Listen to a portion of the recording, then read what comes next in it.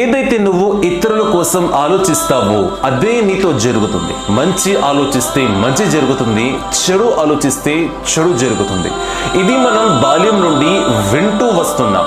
పెద్దలు చెప్పారు, గురువులు చెప్పారు, అదే విధంగా హదీస్ యొక్క పుస్తకాలు కూడా తెలియజేశాయి.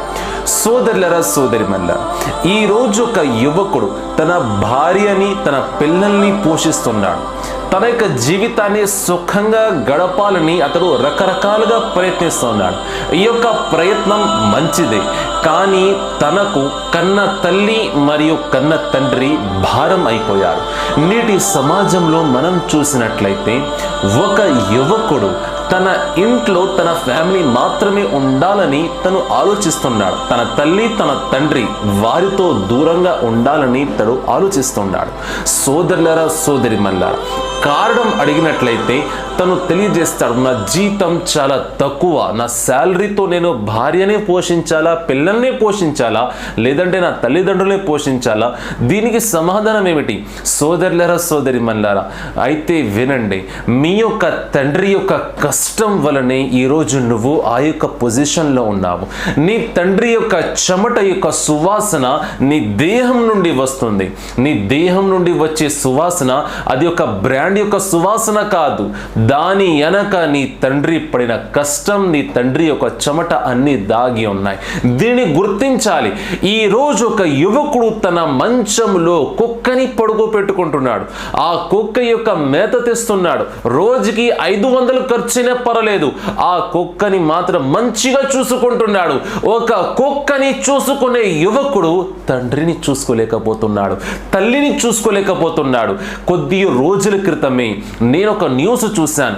న్యూస్ పేపర్లో ఎప్పుడైతే ఈ యొక్క న్యూస్ చదివానో కళ్ళల్లో కన్నీరు వచ్చేసింది.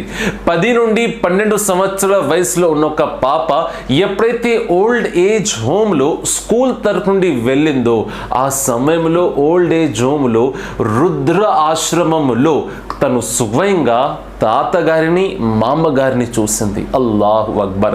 ఆ యొక్క దృశ్యం ఒకసారి ఆలోచించండి. వృద్ధుల ఆశ్రమంలో ఒక పని మీద వెళ్ళింది. తన యొక్క తాత, తన యొక్క మామ అక్కడ ఉండడం గమనించింది. సోదరులరా, తాతగారు కూడా గుర్తుపెట్టారు, మామగారు కూడా గుర్తుకు పెట్టారు. ఇద్దరు కోగిలించుకున్నారు. సోదరులరా, ఆ తర్వాత ఈ యొక్క న్యూస్ చాలా వైరల్ గా మారింది. న్యూస్ పేపర్లోను, సోషల్ మీడియా ప్లాట్ఫామ్ లోను బాగా వైరల్ గా మారింది.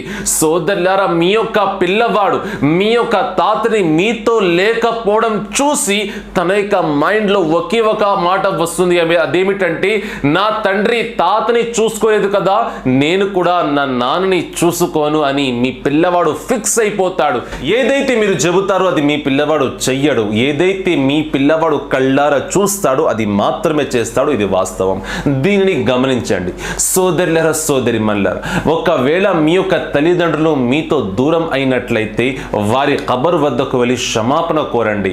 ఓల్డ్ ఏజ్ హోమ్లో వారిని విడిచిపెట్టినట్లయితే తిరిగి మీ ఇంటిలోకి తీసుకురండి.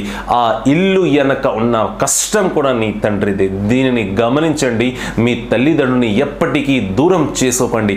ఎందుకంటే హిస్టరీ విల్ రిపీట్. 20 సంవత్సరాలు ఆగు, అదే చరిత్ర, అదే హిస్టరీ మళ్ళీ రిపీట్ అవుతుంది. ఏ గతిలో అయితే నీ తండ్రి ఉన్నాడో దానికన్నా దారుణమైన పరిస్థితి నీది ఉంటుంది. దీనిని గమనించి భార్య మాటల్లోకి రాకుండా నీ తల్లిదండ్రుని చక్కగా చూసుకో. ఒక మాట గుర్తుపెట్టుకో, నీ భార్య యొక్క స్వర్గం నీ దగ్గర ఉండొచ్చు, కానీ నీ స్వర్గం నీ తల్లి పాదాల కింద ఉంది. భార్య ప్రేమలో పడి నీ తల్లిని దూరం చేసుకోకు. భార్య ప్రేమలో పడి నీ స్వర్గాన్ని దూరం చేసుకోకు.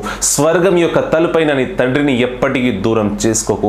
వీరిద్దరూ నీతో దూరం అయినట్లయితే ప్రపంచం మొత్తం నువ్వు టార్చ్ లైట్ పెట్టి వెతికినా లేదా దీపం యొక్క వెలుతురుతో వెతికినా నీకు వీరిలాంటి ప్రేమించే గుణం, వీరిలాంటి మంచి మనసు గల వారు నీకు మరొకరు దొరకరు.